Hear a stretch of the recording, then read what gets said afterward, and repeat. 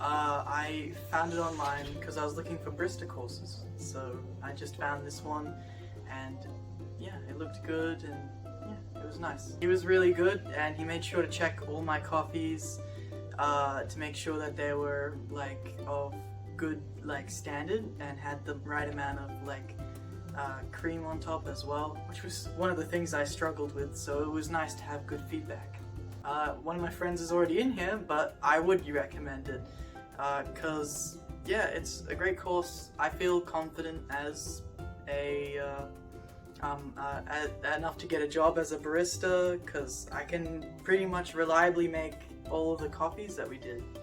Since, you know, I often failed a lot with some of them, but once I got them, I feel like I could make them again pretty easily and be prepared for a job.